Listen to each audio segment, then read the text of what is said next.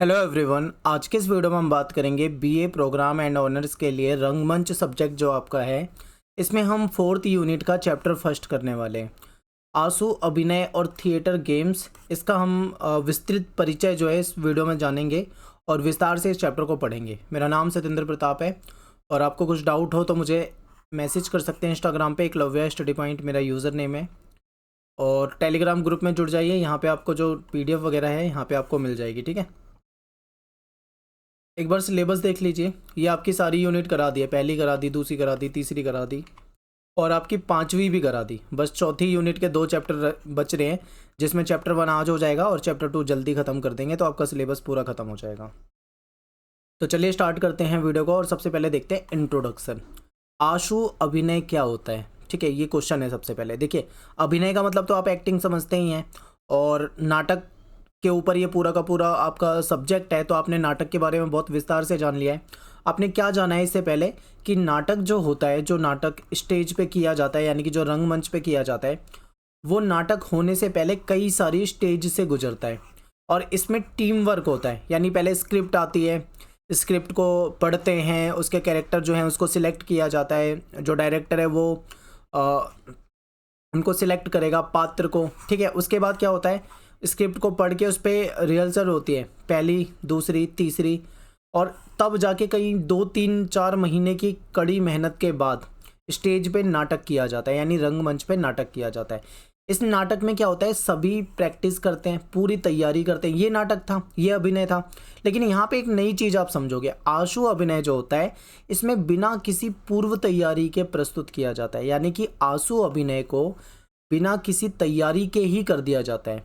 समझ रहे हो? यानी कि इसके लिए कोई आपको प्रैक्टिस शुरू में नहीं करी जाती। अपने जीवन के अनुभवों के अनुसार सिचुएशन आपको मिलती है, उसी वक्त आपको तत्कालिक सोचना है और उसी टाइम पे उसका अभिनय करना है। ये होता है इसमें। किसी भी भाव या विचार का तेजी से मुख मुद्रा एवं शारीरिक गतिविधियों द्वारा प्रस्तुत किए जाने वाला अभिनय जो होता है उसको आशु अभिनय कहा जाता है, ठीक है।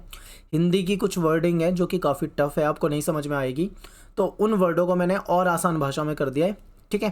तो अब आपको समझ में आ जाएगा। तो कोई भी मान लीजिए आपके मन में कोई भाव आ रहा है, कोई विचार आ रहा है, और अपनी मुख मुद्रा यानी जो आपके चेहरे के हाव भाव होते हैं उसके और शारीरिक गतिविधि जो होती है उसके द्वारा जो अभिनय किया जाता है उससे क्या कहते हैं, हम आशु अभिनय कहते हैं, ठीक है।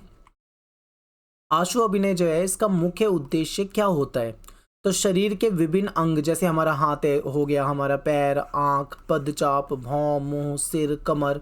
इसमें आप पदचाप शायद ना समझ पाए हो। पदचाप का मतलब होता है कदमों की आहट, ठीक है, कदमों की आहट, इसको पदचाप कहा जाता है। तो इन सब के द्वारा जो अभिनय किया जाता है वो आशु अभिनय के अंतर्गत आ जाएगा। इसमें किसी विशेष परिस्थिति में अपने मस्तिष्क में उपजे भाव, विचार, बुद्धि, इसका संतुलित उपयोग करके अभिनय किया जाता है। अब यहाँ पे समझिए, देखिए, कुछ विशेष परिस्थिति होती है, ठीक है, उसी टाइम आपके मन में जो भी भाव या जो विचार उपज रहे हैं, यानी कि आपका मतलब यहाँ पे नाटक करने वाले से है, यानी कि मैं यहाँ पे कलाकार की बात कर रहा हूँ, ठीक है।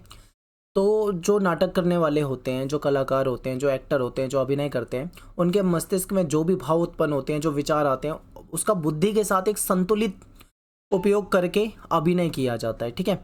कुल मिलाकर अभिनेता द्वारा अभिनय दक्षता का सही मायनों में प्रदर्शन, उसके द्वारा की जाने वाली मस्तिष्क त्वरित क्रिया ही आशु अभिनय है। कहने का मतलब है, अगर हम कुल मिलाकर देखें तो जो हमारा एक्टर होता है वो जो उसकी अभिनय दक्षता यानी उसकी जो अभिनय करने की, उसकी एक्टिंग दिखाने की जो क्वालिटी होती है, ठीक है, उसका सही मायनों में अगर प्रदर्शन देखा जाए तो ये मस्तिष्क में त्वरित मतलब तेजी से आने वाली जो क्रियाएं, जो विचार होते हैं, उसके द्वारा जो अभिनय होता है उसको आशु अभिनय कहा जाता है। आशु अभिनय करते समय अभिनेता को इसके 3 चरण का पता होना चाहिए और उसको ध्यान में रखना चाहिए। आशु अभिनय के 3 चरण कौन सा? सबसे पहला है आरंभ, यानी कि शुरुआत होगी आपके अभिनय की, फिर उसका विकास होगा सेकंड, और थर्ड में आपका क्या हो जाएगा, अंत हो जाएगा, यानी वो खत्म हो जाएगा। तो इसको दिमाग में रखकर ही क्या है, आशु अभिनय किया जाना चाहिए, क्योंकि यह त्वरित बुद्धि, त्वरित मतलब तेजी से होने वाला है, यानी कि जो हमारी बुद्धि में, हमारे दिमाग में जो विचार आते हैं उसी को हमें अभिनय के रूप में निकालना होता है, ठीक है, दिखाना होता है, परफॉर्मेंस देनी होती है। तो ये हो जाएगा आपका इसके उद्देश्य। आगे है आंसू अभिनय को प्रेजेंस ऑफ माइंड भी कहा जाता है। अब देखिए, जैसे मान लीजिए एक एग्जांपल देता हूँ कि आप गाड़ी से कहीं जा रहे हैं, गाड़ी चलाकर, ठीक है, अचानक से आपके सामने कोई जानवर आ जाए, मान लीजिए कोई कुत्ता आ जाए या कोई बिल्ली आ जाए, तो आप क्या करेंगे? आपको कुछ सेकंडों का टाइम मिलेगा, या तो आप उसके ऊपर चढ़ा देंगे गाड़ी को, या फिर आप ब्रेक मार के या फिर साइड करके जैसे भी उसको बचाने की कोशिश करेंगे। तो इसके लिए बहुत ज़्यादा टाइम नहीं मिलता, इसके लिए बहुत कम सेकंड मिलते हैं, उन कुछ सेकंडों में ही आपको फैसला करना होता है, ठीक है। तो जिस तरीके से ये सिचुएशन बनती है ना, ऐसी ही सिचुएशन स्टेज पे आंसू अभिनय की बनती है। यानी अचानक से दिमाग में कोई विचार आया और चंद सेकंडों में उसमें फैसला लेके उस अभिनय को करना होता है, इसीलिए इसको प्रेजेंस ऑफ माइंड भी कहा जाता है। इसमें अभिनेता जो है वो दी गई जो परिस्थिति है, जो सिचुएशन है, ठीक है, या जो उस पर जो भी उसको सिचुएशन या जो भी कैरेक्टर दिया जा रहा है, उसमें भूमिका को अपनी त्वरित बुद्धि यानी उसकी जो बुद्धि है उसका इस्तेमाल करके उसको निभाना होता है। वह उस जादूगर की तरह होता है, कलाकार जो है वो एक जादूगर की तरह है, जो अपनी बुद्धि और अपनी स्मार्टनेस के मेल से जादुई प्रभाव की सृष्टि करता है। अब क्या है भाई, स्टेज के सामने दर्शक बैठे हैं, अब ऐसे में जो कलाकार है वो उसे जादूगर की तरह काम करना है, अपनी बुद्धि का इस्तेमाल करना है, अपनी स्मार्टनेस दिखानी है और अपना जो परफॉर्मेंस है उसको बेस्ट बनाना है, ताकि जो सामने ऑडियंस बैठी हुई है, जो जनता बैठी हुई है नाटक को देखने वाली, वो उसकी तारीफें करे, ठीक है। और इससे क्या होगा, नाटक सफल होगा। वह मंच पर किसी पात्र का जब अभिनय करता है तब कल्पना का सहारा भी लेता है। यानी जब मंच पे किसी पात्र का वो अभिनय कर रहा होता है तब कल्पना का भी सहारा लिया जाता है, ठीक है। जो भी उसकी कल्पना है, कैसे उसको बेस्ट बना सकता है, ये सब चीज़ें कल्पना का प्रयोग करते हुए अभिनेता या अभिनेत्री जो भी हैं वो अपने जो अतीत के अनुभव है, जो उन्होंने इतने साल से जो नाटक कर रहे हैं, जो भी उनके अनुभव मिले, उसको भी ध्यान रखकर भविष्य की संभावनाओं से जोड़कर काम करते हैं, ठीक है। यानी कि जो अभिनेता अभिनेत्री होते हैं जब वो स्टेज पे जाते हैं, रंगमंच पे जाते हैं, तो अपने अतीत के अनुभवों का भी इस्तेमाल करते हैं, भविष्य की संभावनाओं को जोड़कर भी, हर चीज़ को ध्यान रखकर अपनी बुद्धि का प्रयोग करके कहीं ना कहीं वो आंसू अभिनय करते हैं। अब आंसू अभिनय से संबंधित चरण, इसको समझिए। आंसू अभिनय करने से पहले अभिनेता या अभिनेत्री जो है उसको अपने दिमाग में पूरी कार्य योजना बना लेनी चाहिए, यानी पूरी प्लानिंग बना लेनी चाहिए, ठीक है। कैसे कैसे करना है, कैसे स्टेज पे जाना है, क्या बोलना है, सब कुछ दिमाग में होना चाहिए, तभी वह उससे सबके सामने सफल कर पाएगा। यानी अगर अच्छे से प्लानिंग करके स्टेज पे गया है कलाकार, तो उसका जो नाटक है वो तभी वो सफल हो पाएगा। एक अच्छे आंसू अभिनेता या अभिनेत्री को कुछ बातों का ध्यान रखना जरूरी है। वो बातें कौन सी है, समझिए। सबसे पहला तो है दी गई परिस्थिति, यानी जो परिस्थिति जो दी गई है, जो सिचुएशन दी गई है, उसका ज्ञान या समझ होनी बहुत ज़रूरी है, उसके बारे में नॉलेज होनी ज़रूरी है। क्योंकि जब तक कलाकार को ये मालूम नहीं होगा कि उसे क्या करना है, कब करना है, कैसे करना है, तब तक वो आगे नहीं बढ़ पाएगा, यानी उसका नाटक सफल नहीं हो पाएगा। और जब वो प्रेजेंटेशन कर रहा है, यानी कि जो परफॉर्मेंस दे रहा है, प्रस्तुति दे रहा है, तो प्रस्तुति देते समय नाटक एक लय में चलता है, नाटक को धारा प्रवाह चलाना है, बिल्कुल। ये किसकी जिम्मेदारी है, अभिनेता की जिम्मेदारी, क्योंकि लय नहीं टूटनी चाहिए। अगर लय टूट गई ना तो समझो कि दर्शक जो है उनका इंटरेस्ट खत्म हो जाएगा, नाटक जो है सफल नहीं हो पाएगा। तो प्रस्तुति देते समय संवाद भूलने का उसके पास अवकाश नहीं होता, यानी कि ऐसा नहीं है कि उसको टाइम मिल जाएगा संवाद, मान लो डायलॉग ही भूल गया स्टेज पे जाके, तो बेइज्जती हो जाएगी एक तरह से, नाटक जो है वो असफल होएगा। लेकिन मान लो जब दो या दो से अधिक जो कैरेक्टर एक साथ स्टेज पे हैं, अगर उस समय में कोई एक जो पात्र है वो गलती से अगर मान लो डायलॉग भूल जाए, तो दूसरा उसकी हेल्प कर सकता है, उसकी गलती को कवर कर सकता है। लेकिन मान लीजिए कि अगर केवल अभिनेता है और अकेले का सीन है और वहाँ पे डायलॉग भूल गया, तो क्या होगा, स्टेज पे उसका नाटक खराब होगा। ऐसे में उसको क्या करना पड़ेगा, दी गई जो परिस्थिति है उसके बारे में जानकारी होनी चाहिए, दिमाग उसको अपना लगाना है, कैसे क्या करना है, पूरा उसका जो नाटक है लय में चलना चाहिए, धारा प्रवाह होना चाहिए, कोई डायलॉग नहीं भूलना है, ठीक है। तो इन सब चीज़ों का ध्यान उन्हें रखना है। नेक्स्ट है आपका कल्पना, यानी इमेजिनेशन। आंसू अभिनय का प्राण तत्व कल्पना है, क्योंकि कल्पना की जाती है उसके आधार पे ही ये होता है। तो इसके अभाव में आंसू अभिनय जो है वो मात्र एक अभिनय रह जाएगा, निर्देशक के द्वारा संचालित होने वाला अभिनय, यानी निर्देशक जो है वो निर्देश दे रहा है, उसी के अकॉर्डिंग जो है वो एक्टर काम कर रहा है, बस इतना ही रह जाएगा। लेकिन अगर वो कल्पनाओं का प्रयोग करेगा तो वो एक बेस्ट नाटक बन पाएगा, ठीक है। नेक्स्ट है आपका भावात्मक स्मृति, ये भी कल्पना का ही एक हिस्सा है, ठीक है। आंसू अभिनय करते समय अभिनेता या अभिनेत्री जो है वो जो उनको परिस्थिति मिली होती है, जो सिचुएशन मिली होती है, उस पर विचार करते हैं, तब जाके भावात्मक स्मृति सक्रिय होती है, यानी वो सोचते हैं, ठीक है, दिमाग लगाते हैं कि कैसे क्या होना है। कलाकार इस स्मृति के आधार पर अपने जीवन से जुड़ी किसी घटना को से दोबारा जोड़ता है, फिर उस घटना को दी गई परिस्थिति से जोड़कर अपने जो भाव होते हैं उसको मंच पे प्रस्तुत करता है। ठीक है, यानी कि मान लीजिए नाटक कर रहा है, नाटक खेल रहा है और उससे पहले कभी गलती हुई होगी तो उसे पता होगा कि यहाँ पे ऐसे ऐसे गलती होती है, तो उन अतीत की बातों को याद करके अपनी उन गलतियों को सुधारना है। बहुत सारी चीज़ें होती है इसके अंदर। नेक्स्ट आपका ध्यान केंद्रित करना। आंसू अभिनय के लिए जितनी महत्वपूर्ण भूमिका कल्पना की होती है उतना ही ध्यान केंद्रीकरण का भी है। ठीक है, इसे योग समाधि या मेडिटेशन कहते हैं। अब समझिए, ये वो वाला मेडिटेशन नहीं है कि आप ध्यान मुद्रा में बैठ जाओ एक शांत जगह में, एक शांत कमरे में, जो आप मेडिटेशन समझते हैं, ये वो मेडिटेशन नहीं है। समझिए, आंसू अभिनय का ये मेडिटेशन थोड़ा सा अलग होता है। इसमें क्या होता है, एक स्थान पर बैठकर ध्यान केंद्रीकृत नहीं किया जाता, बल्कि मंच से पहले और फिर मंच पर सारी क्रियाओं को ध्यान में रखकर आंसू अभिनय को गति दी जाती है। यानी कि स्टेज पे जाने से पहले अपने मन में पूरा केंद्रित हो जाएगा ध्यान, एकदम बिल्कुल सोच लेगा कि भाई मुझे स्टेज पे इस समय जाना है, यहाँ पे एंट्री होगी, मुझे ये डायलॉग बोलने हैं, फिर ऐसे करना है, फिर वैसे करना है, ऐसे अपने कैरेक्टर को निभाना है। पूरा का पूरा एक व्यू रचना जो हो जाती है हमारे दिमाग में, उसी को ध्यान केंद्रित करना कहते हैं यहाँ पे। ठीक है, तो ये मेडिटेशन उस मेडिटेशन से अलग है। नेक्स्ट आपका मंचीय कार्य व्यापार। अब इसमें क्या है, देखिए, आंसू अभिनय से पहले मंच पर जो भी कार्य व्यापार होना है, जो भी प्रैक्टिस वगैरह, सजावट वगैरह जो भी होना है, उससे संबंधित क्रियाओं का ज्ञान और ध्यान आवश्यक है। पता होना चाहिए कि मंच कहाँ पे है, मंच में कौन सी चीज़ कहाँ पे है, किस जगह पे खड़े होकर क्या डायलॉग बोलने हैं, कहाँ जाना है, आगे बढ़ना है, पीछे जाना है, ठीक है, गिरना है, कैसा रोल है, क्या क्या करना है, मंच के बारे में सभी जानकारी होनी चाहिए। तो रंगमंच पर जो भी अभिनय होगा, वहाँ जो भी क्रिया हो, उसका कोई उद्देश्य होना चाहिए, उसके बारे में पहले से जानकारी होनी चाहिए, पूर्व ज्ञान होना चाहिए। ठीक है, तभी मतलब जो अभिनय होता है वो सफल हो पाता है।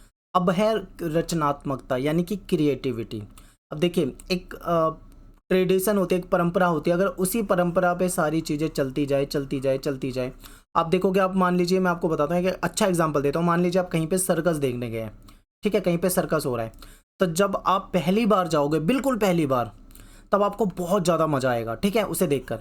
लेकिन जब आप उसी सर्कस को सेकंड टाइम देखोगे तो आपको उतना मज़ा नहीं आएगा, क्योंकि आपको पहले से पता है कि क्या क्या होता है, कहाँ कहाँ पे क्या क्या होना है। अगर आप उसको तीसरी बार देखोगे तो फिर आपको और कम मज़ा आएगा, ना के बराबर। एक टाइम ऐसा हो जाएगा जब वो आपको उसमें मज़ा आना बंद हो जाएगा, आपको लगेगा बकवास है। क्यों? क्योंकि उसके अंदर वही पैटर्न, वही चीज़ें चली आ रही हैं। तो क्रिएटिविटी भी होनी चाहिए, यानी कि कुछ रचनात्मकता, कुछ सृजनात्मकता, कुछ नयापन होना चाहिए। यानी कि आंसू अभिनय का कलाकार हो या कोई भी कलाकार हो या कोई निर्देशक हो, नाट्य प्रदर्शन से जो भी जुड़ा व्यक्ति है, सभी के लिए जो रचनात्मकता है या जो क्रिएटिव होना है वो ज़रूरी है। अगर एक ही तरीका अपनाते जाएंगे तो उससे जो हमारी जनता है वो उसको बोरियत महसूस होगी, यानी उसको बोरिंग लगेगा। दर्शक जो है फिर उसका रुझान जो है नाटक की तरफ कम हो जाएगा, क्योंकि उसे बार बार पता है कि भाई एक ही चीज़ दिखनी है। तो प्रस्तुति और अभिव्यक्ति में समय समय पर सृजनात्मक परिवर्तन, यानी कि कुछ क्रिएटिव चेंजेस जो है वो करते रहना चाहिए, जिससे कि क्रिएटिविटी बनी रहे। इससे कलाकार को भी अच्छा लगेगा, निर्देशक को भी अच्छा लगेगा, दर्शक को भी अच्छा लगेगा, सभी को अच्छा लगेगा। ठीक है, सब नाटक का आनंद ले पाएंगे। तो क्रिएटिविटी होनी चाहिए। ये तो हो गया आपका आंसू अभिनय। अब नेक्स्ट टॉपिक है आपका थिएटर गेम्स। थिएटर गेम्स जो होते हैं वो बहुत ज़बरदस्त होते हैं, ठीक है। और थिएटर गेम्स में बहुत सारी चीज़ें होती हैं, आप ज़्यादातर आप जानते होंगे, ठीक है। मैंने एक ही एग्जांपल लिया है, बाकी आप अपनी किताब में से पढ़ लेना, क्योंकि वो इतने समझाने वाले टॉपिक नहीं है, बस एक बार पढ़ लेना है। तो देखिए, तो खेलों का हमारे जीवन में बहुत महत्व होता है। बच्चों के विकास के लिए भी खेल आवश्यक है, ठीक है। जो पियाजे हैं, जो कि एक विदेशी विद्वान हैं, इन्होंने तो खेल को सृजनात्मक विकास से भी जोड़ के बताया है। ये कहते हैं कि खेल जो होता है उसमें बार बार दोहराने की प्रक्रिया होती है, ठीक है। इसमें क्रिएटिव, कहीं ना कहीं हम उसमें जो क्रिया होती है उसके अकॉर्डिंग हम सोचते हैं, बुद्धि का प्रयोग करते हैं, स्मरण शक्ति पे जोर डालते हैं। खेल खेल में कुछ बनाना, कोई जीव जंतु बनाना, अनेक वस्तुओं का इस्तेमाल करना, तो मतलब कहीं ना कहीं इमेजिनेशन बढ़िया होती है, हमारी जो क्रिएटिविटी है वो बढ़िया होती है, स्किल बढ़िया होती है। तो कई तरह की चीज़ों में बेनिफिट होता है, ठीक है, इनका कहना है। और सभी खेल जो हैं वो बच्चे के विकास में साधक बन जाते हैं, यानी कि हेल्पफुल बन जाते हैं। इसके अलावा खेल के दौरान हंसना, रोना, लड़ना, चिल्लाना, कूदना, भागना, एक जगह पे बैठ जाना, ऐसी क्रियाएं होती है। इससे मानसिक और शारीरिक रूप से भी हमें कहीं ना कहीं मजबूत बनाती है। और इस प्रकार से यहाँ पे टाइपिंग की मिस्टेक है। इस प्रकार नाटक में खेल के साथ एक शैक्षिक नज़रिया भी जुड़ जाता है, यानी कि एक एजुकेशनल जो हमारा दृष्टिकोण होता है, ठीक है, जो हमारी सोच होती है वो जुड़ जाती है। और ये जो नज़रिया है ये नाटक और रंगमंच के छात्रों को वह अनुभव देती है, क्योंकि रंगमंच के जो छात्र हैं, जो रंगमंच सीखना चाह रहे हैं, जो नाटक करना चाह रहे हैं, उनके लिए भी ये जो है कहीं ना कहीं मनोरंजन करती है, उनका विकास करती है, इम्पोर्टेंट है उनके लिए, ठीक है। जिससे कि रचनात्मक कौशल यानी कि जो क्रिएटिविटी वाले जो स्किल्स होते हैं उसका निखार सकते हैं उसको। नाटक को अंग्रेजी में प्ले कहते हैं।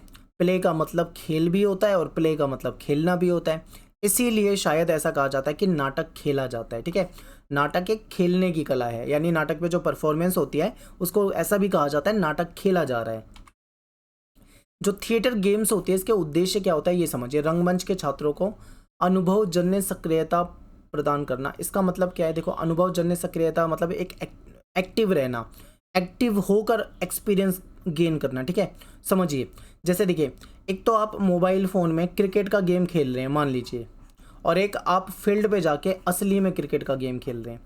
अब यहाँ पे मोबाइल फ़ोन में जो आप गेम खेल रहे हो और जो असली में खेल रहे हो, इन दोनों में कितना फ़र्क है आप अच्छे से जानते हो, ज़मीन आसमान का फ़र्क है।